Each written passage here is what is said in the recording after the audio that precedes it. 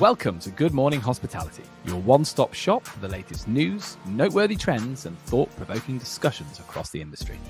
From hotels and short-term rentals to all things travel and hospitality, you'll find each episode equips you with the information you need to start your week. Join us on Good Morning Hospitality every Tuesday, wherever you get your podcasts. Good morning, Sarah. Good morning, Leo. How's it going?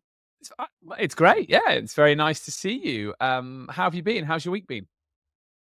Yeah, really good. Probably a lot less busy than yours. I'm sure you're a little bit jet lagged. Being at VRMA all week. I can't wait to hear all the gossip. Yeah, that's right. So come on, before we talk about my epic adventures and the amount of travel I've been doing, you obviously deliciously didn't have to do all that travel and go to Burma. So what have you done? Have you had coffee, gone to exercise class? Come on, tell me everything. I did. I had coffee. I'm back on my exercise routine. I went to my butt class this morning. The one Nice. that's like 45 minutes of squats and torture for the lower half. And I don't know if we have talked about this. I signed up, I don't know, I guess like 6 weeks ago for improv classes. I used to do theater when I was younger, and I did improv when I was in university. And I went several months ago. I was walking by and saw a bunch of fun people outside on the street. And I thought, gosh, you guys look like you're having fun. And they're like, oh, we're an improv group. And I was like, oh, I'm going to sign up for that. So I went to a show and then asked, like, how do you get involved? And they're like, oh, we have classes. So I signed up for class. So I've been doing that. And I have my big showcase debut tonight, Leo.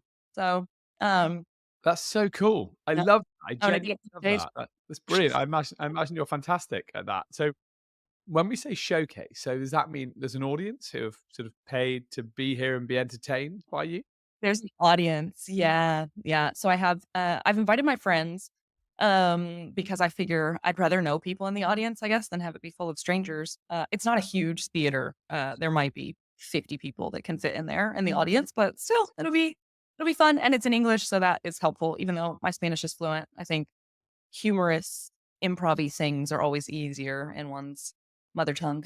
I love it. I love it. That's so cool. We had an offsite in Austin in June and we did a little bit of it. And I liked it. So I, unsurprisingly, I also did a little bit of theatre at school growing up. And so I do often think it'd be nice to scratch that itch. Oh, good for you. Now, does this mean if it's good, it's going to end up on YouTube? Can people watch it? Where can they watch it? I don't think anyone can watch it, thank God. If if I have anything particularly funny to come out of my mouth, then maybe I'll put up a clip or something. But maybe we'll get a photo. How about that? Good, I'll good for promise a you. photo. Okay, Sarah, great. And then exercise-wise, you referenced butt class. I was thinking the other day, you know, we've talked about this before. You and I have talked about this. You've met me a few times, so you can say I'm a bit lacking in the butt department, and I feel like I need to be going to butt class. But I wonder if there's any saving me, or if I've just got to accept that's me for life. I was even thinking maybe there was a business idea in providing trousers and pants and just general underwear for people who suffer with my affliction.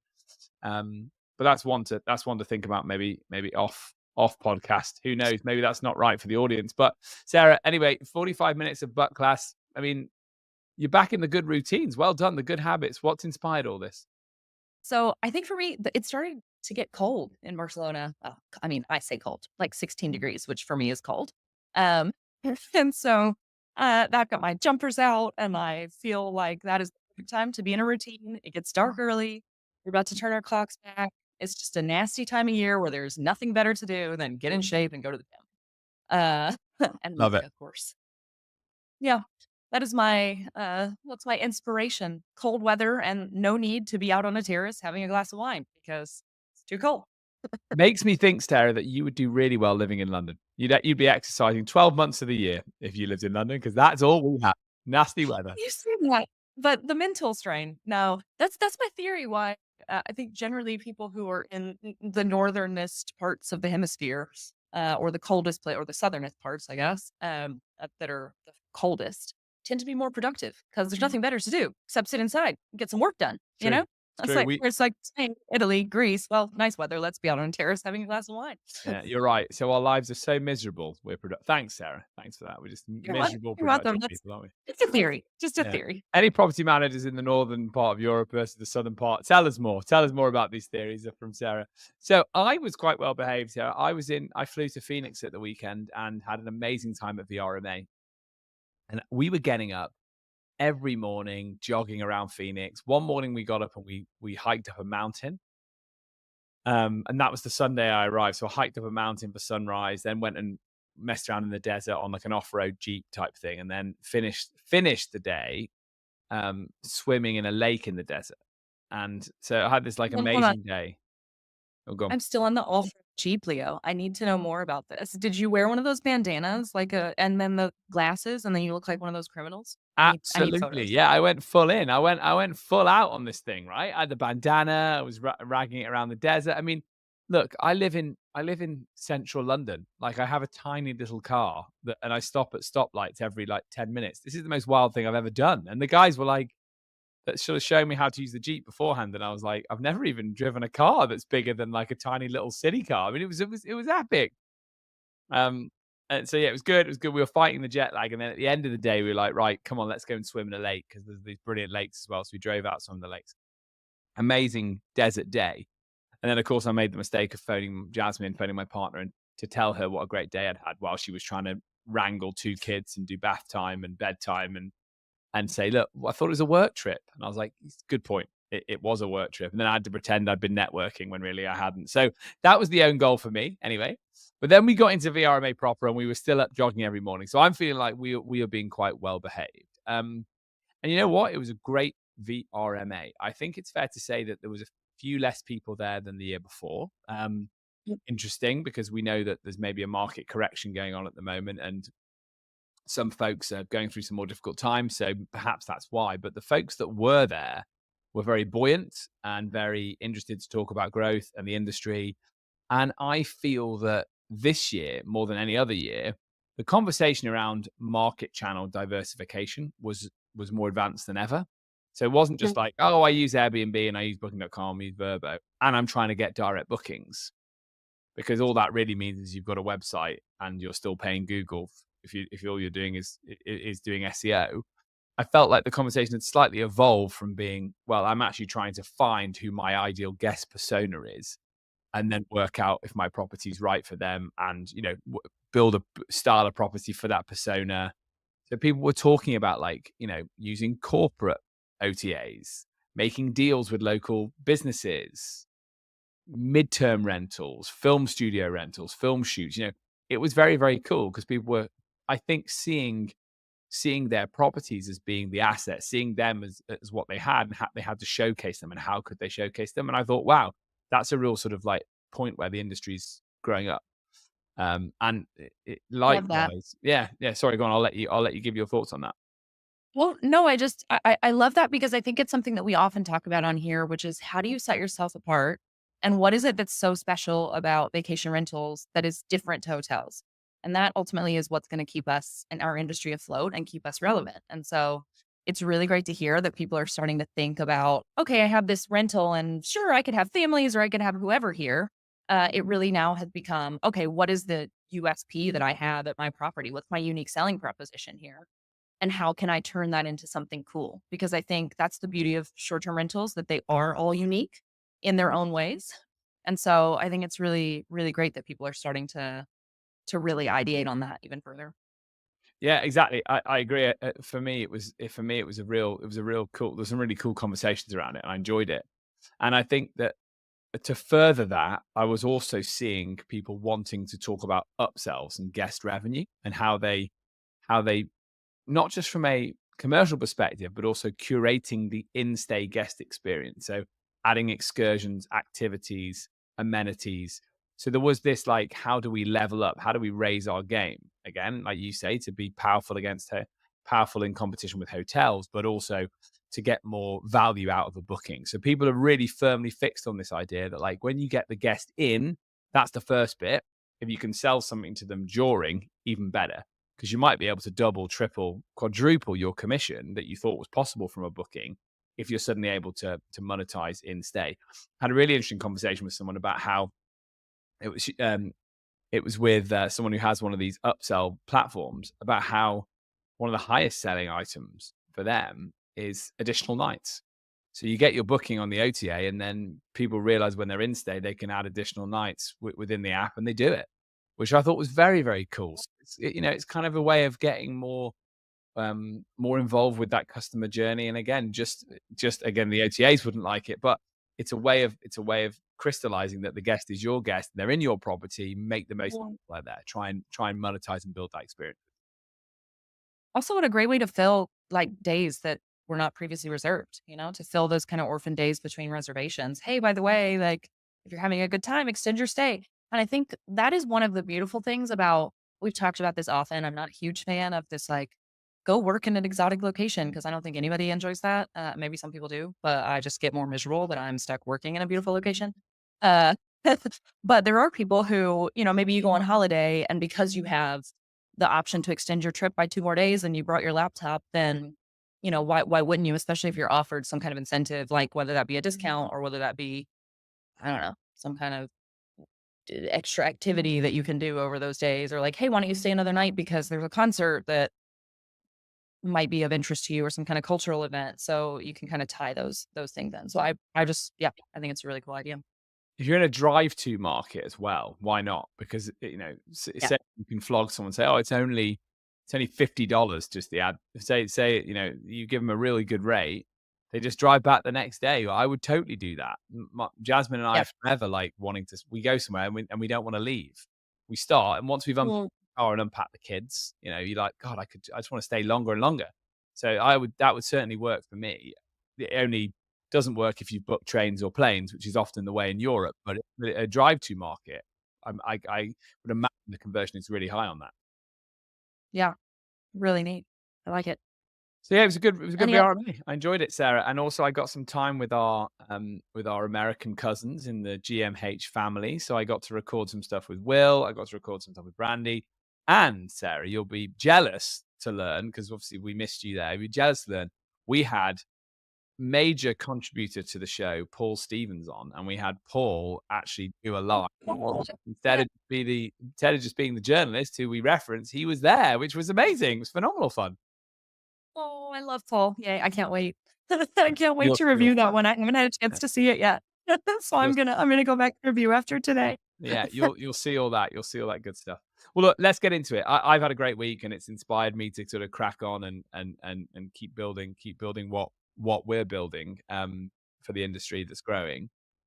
Interesting news. So I've got a couple of quick SDR highlights that caught my eye this week, and then we're going to go on and really deep dive the Airbnb launch of the co-host marketplace. And I know Sarah's going to have a lot to say about this because this is big. I think this is groundbreaking Which for the industry. Like, could really shift the traditional management model in huge ways. But before we do that, first thing that caught my eye this week, Bob W. always seems to be doing smart things. And in my opinion, they've done a very smart thing here by hiring Hervé Delinghi as their CFO.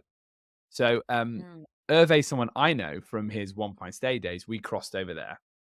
And Hervé comes with bags and bags of experience from Accor, so the hotel world, the hostel world, and then clearly the short-term rental world. And what I think is really smart about this appointment is clearly for Bob W. We've talked about it in previous episodes. They are probably going after a lot of that market that would have been originally taken by hotels. So when new building contracts come up and there's a chance to convert things into either residential or short-term rental or a hotel, they're involved in these deals. And I think Hervé is clearly going to be someone that can help them make sure that they understand their cost of service and how they can do that in a scalable way. So I would say watch this space. I think that's a really significant appointment for the space. And then the other one that caught my eye is something that you and I talk about a lot, Sarah. So not that I feel like I'm trying to validate what we say, so I don't want it to come across this way, but we have been saying for a while the trend to look out for around sustainability is looking at outdoor accommodation, lodges, cabins, campsites, and we're seeing evidence of it here because French outdoor hospitality firm Hotopia closes a 13 million euro investment. And I think this is really Mm. cool. So clearly, here we go. People wanting to get away from the crowd. So the over tourism um, media, the press around over tourism is definitely getting through to certain people. They want to beat the crowds, not be right in amongst them. Um, Clearly, for property people, it's away from the glare of regulation. And I think given how digital our lives are, I think Sarah, you made this point. It's the unplugging holiday, right, where you turn your phone off and you crack on. So yeah, decent, significant round of investment for a company that's been around since 1999. So, this is interesting. This is really interesting. They've been around a while, but they're seeing this as a moment to double down and capture more of a market.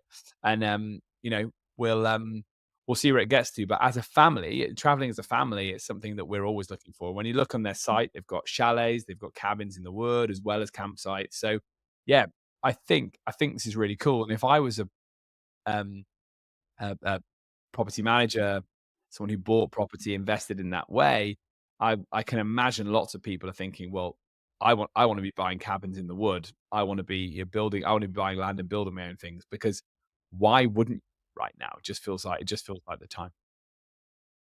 Yeah, I agree with that. I also think, and I'll be keen to kind of keep an eye on this, but kind of where I don't think people are going to stop traveling to major European cities. I just think the way that they travel to those cities is going to change. So, where historically maybe you would do a bunch of city trips, you might do, I don't know, one night in the major city. Let's say you spend a night in Siena or in Venice or in wherever, and then you go somewhere in the outskirts and you have more of like a nature holiday. And if you want to visit a big city because maybe you're flying into that, as we talked about earlier, or maybe you have a train and you have a connection through there. So I think that's just going to change the way that we travel overall. I don't think it's going to remove the demand, but hopefully it'll help release some of that over tourism pressure because people have other options and they can combine it with other things. So I'm keen to see kind of how that shifts I totally demand. agree. I totally agree, Sarah. It's just diversifying the area within your region, which we've spoken about a few times, and then also potentially deseasonalizing as well, right? So like come and have an autumn in the woods and come into the city for a couple of days. I mean, we're just back. We're not long back from our family holiday in France, which was we chose September, not August, because our kids aren't in school, so we don't have to be led by the summer holidays, school holidays. And we stayed in a smaller town, but we traveled around in the car and went to markets in busier towns. So yeah, it's that idea that as an accommodation option, maybe people are thinking, oh, isn't it nice to when I get back at the end of the day from being in the busy town, I'm in the forest and I've got the pool or I'm at the campsite with my kids. So yeah, cool. I agree. Definitely one to watch. Awesome. Great. Do we get to dive in? I'm ready to dive in, Leo. I'm really Eric, excited tell us. about this. Yeah, tell us all, buddy. Tell us all. Leo. Awesome. I don't even know where to start in terms of the credit for this article because it's everywhere. So the one I'll base it on was an article in FocusWire, but I've read through really similar release and skift, same in rental scale up. So it's everywhere. If you haven't heard, and you have been living under a rock, Airbnb has officially launched the co-hosting program. So let's talk about why they're launching this. Basically, there are so many one unit hosts available out on the market that nobody is helping. And this segment with just one listing is growing 15% year over year. So there's a whole lot more people getting involved that are not professional. They're not listing their property with a professional manager. And that's not good for Airbnb necessarily because the first time you do something, you're probably not going to be great at it. And so I think their interests are aligned with really raising the standards. And that's how they've kind of pitched this. Is the goal is to ultimately raise standards so that when somebody says, because we all know Airbnb has become a verb, it's become a house name. Oh, I'm Airbnbing or I'm going to get an Airbnb, even if you booked it on another OTA sometimes. Um, and so I think they are finally recognizing that that brand name really has to do with the quality. And so one bad listing or one bad experience can potentially damage that brand image. So that is my sort of additional 2 cents on why I think they're doing it. um, the other cool thing about this program is because they've had a co-hosting program for a long time, right? This is nothing new. The idea that you can have a co-host on Airbnb and try and find somebody to help manage your property. Where it gets interesting is that they have now launched an algorithm, because everybody's into AI these days, that looks at 80 different factors to recommend you a co-host that is the best co-host for your property. And so it looks at things like obviously the location of the property, but also the experience of that host. What other types of homes are in their portfolio or that they have listed historically. Um, and then of course the satisfaction of the guest. But 80 different factors I think is super interesting. So I think the goal here is really using AI and using technology to find that sort of perfect match between these co-hosts. Um, and then the other thing that I thought was really interesting about this, because my initial thought was, oh my gosh, it's going to ruin our industry, right? This is a threat. Um, I don't believe that. And I'll tell you a little bit more about why and would love to get your opinion as well, Leo. But first of all, the commissions that typically are charged by co host is between 17 and 20% of the total revenue. Most PMs in the space, depending on, I guess, the level of service for full service management, I mean, most of the fees I see are between 20 and 30%. And so it's not super far off from standard management fees. So that's one of the reasons that I don't believe it's a threat. The other thing is, and they were asked this question point blank on the earnings call and on the release, in the press release, was who can participate? So can a professional property management company participate? And the answer was basically yes. You have to have a specific host, so it has to be tied to a person and their personal account on Airbnb, but that person can work for a property management company. So essentially, yes, property managers are not excluded from participating in the program. What Airbnb did point out, and we have spoken about this numerous times on the podcast, was the fact that in the case of many large property managers, they don't meet the standards.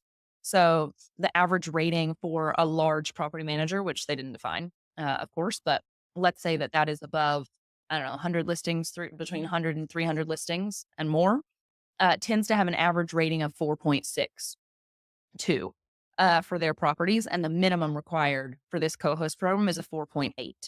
So it doesn't mean that we're excluded. It just means that if people in our industry are going to participate, we have to step up our game and we just have to be better. So in a weird way, I think that's good.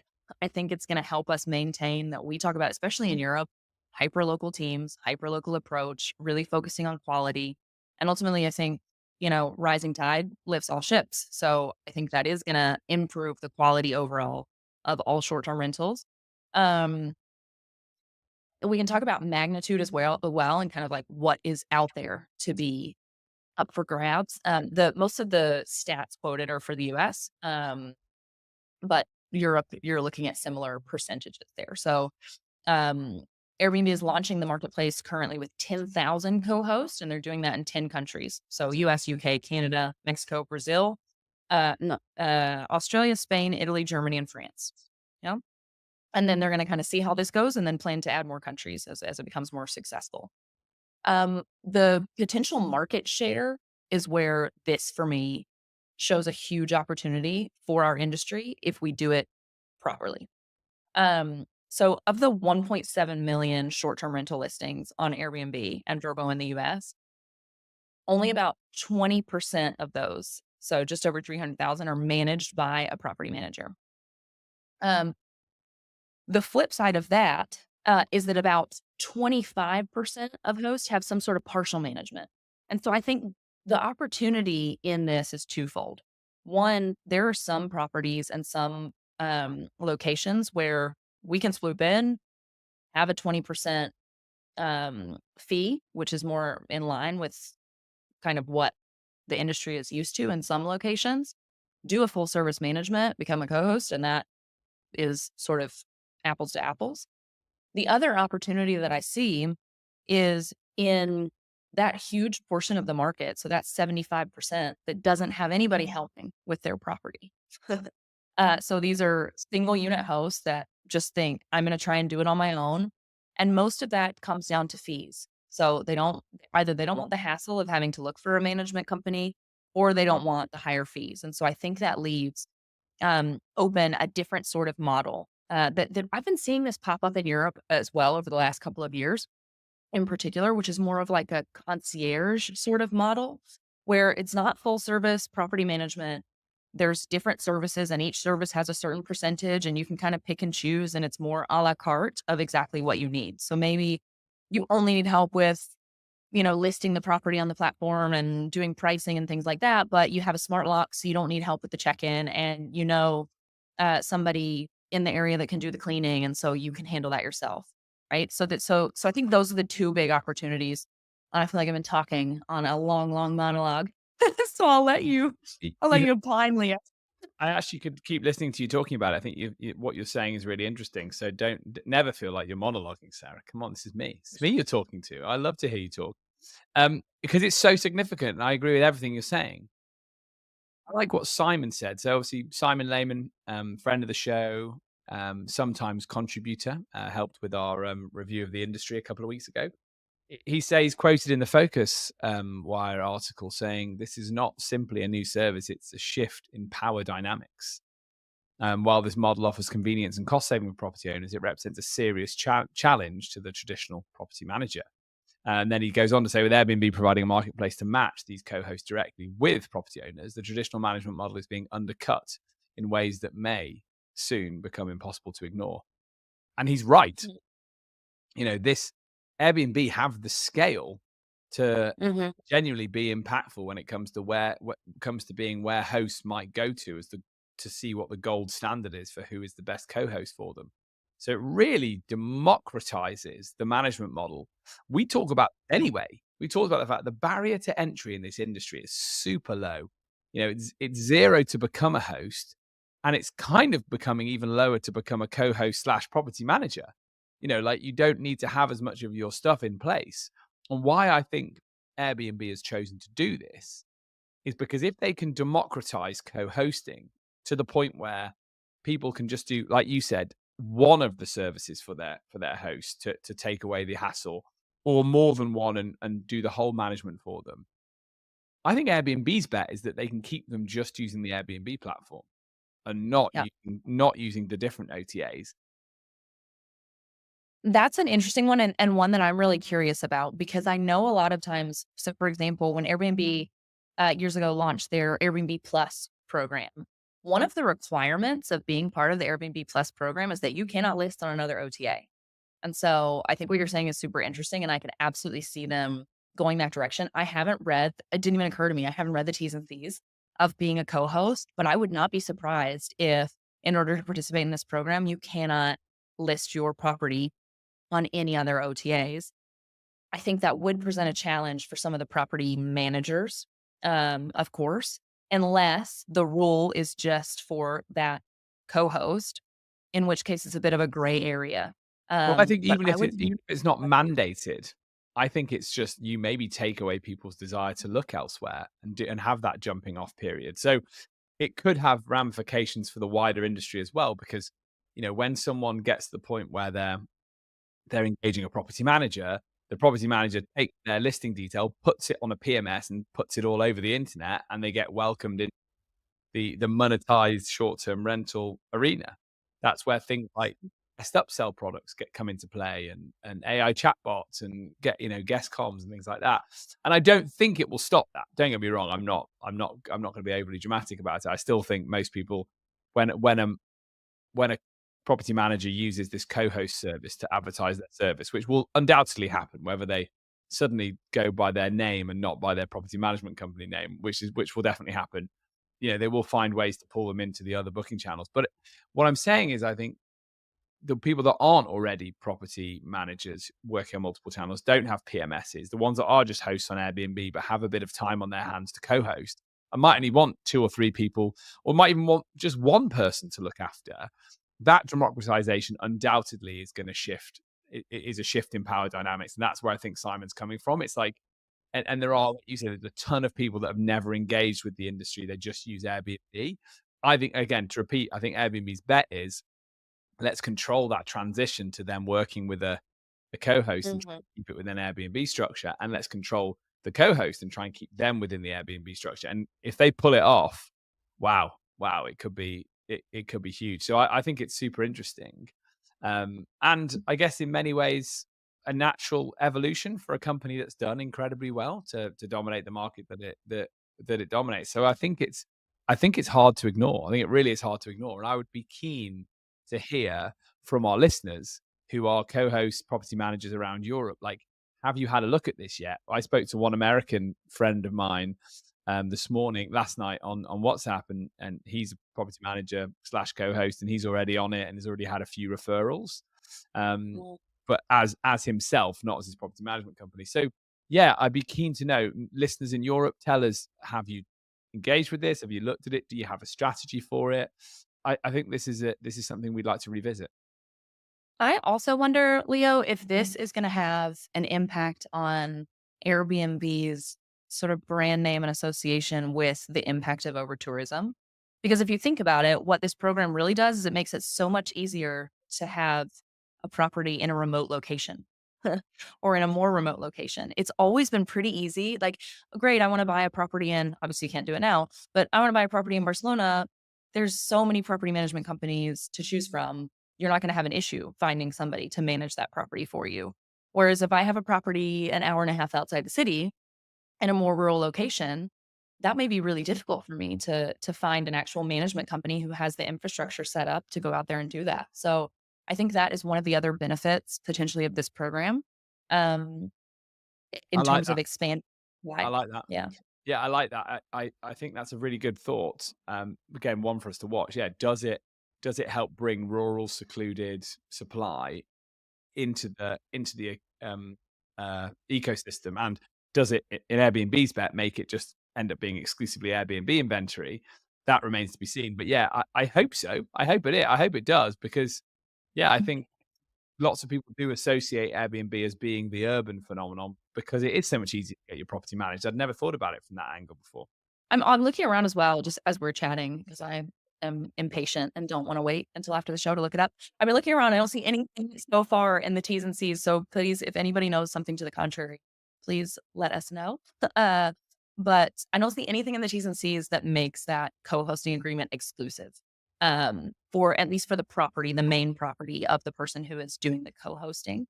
So I don't see anywhere where they can't necessarily also list that property, for example, on Booking.com or on Vrbo or another OTA. It's just that Airbnb is the first of the OTAs to kind of officially launch this type of program. That's another thing I'm curious to see is if it really has, legs and takes off. Is it going to happen at other OTAs as well? They tend to follow each other's lead. So, It's or do we think it's something exclusive to Airbnb and the brand? Do we think they're the only ones that can? Well, I think they're the only ones that can pull it off, I must say, because, Vrbo and Booking are so linked to, like, well, Vrbo is Expedia and it's corporate and it's got the hotel on. Booking.com is just everything, right? It's car rental as well as hotels. So I do think, again, smart move, right? It's doing something that your competitors probably can't do. Very interesting. Very interesting. Sarah, we could talk about this all day. We are out of time. It's been so nice catching up with you. I missed you in Phoenix. You got to come I next missed. year. I promise you'll come. I will do my best. She wriggled out promising. We all heard it. What's going on for the rest of the week? What have you got planned? Yeah, I mean, not much else. I have my big improv debut this evening, which I'm excited about. I know. I was getting nervous earlier and thinking, "Gosh, I feel very unprepared," and then I was lovingly reminded that it turns out it's improv, so you can't prepare anyway. Thing. So, no, it should be really exciting. And then the rest of the weekend, just kind of chill and catching up with friends, and it should be good. What about you, Leo? What you got on Well, the I docket? take a breath, right? Because you'll do the improv. It'll be really exciting, but probably quite nerve-wracking, and then you'll drink wine afterwards, surely in celebration. And so the weekend, I then love you it. can take a breath and celebrate, right? That's right. Yeah. There you go. Well, I'm just focused on being a dad. I was obviously traveling. I was bad dad this week, so I'm just trying to focus on being good dad. But yeah, it's nice. Lots of time with the kids. I'm going to pick my daughter up early from daycare today, and spend a bit of time with her. So yeah, family time. And my parents are coming, so yeah, Oh, really, yeah. really looking forward to that. That sounds awesome. Gang, if you've enjoyed listening to us today, please hit like, share, subscribe, and all the usual social places, and interact with us. There's so many topics here I'd love to discuss. There's the let's go back over, the rural over tourism, secluded. Utopia deal, which I think I'd be really interested to hear from property managers about how that affects where they're trying to get supply, or if you buy property, how that affects where you're thinking about buying land and such. And then this Airbnb co-hosting point, I think we're going to come back to this time and time again. So yeah, please get in touch. And until next time, look after yourselves. Cheers.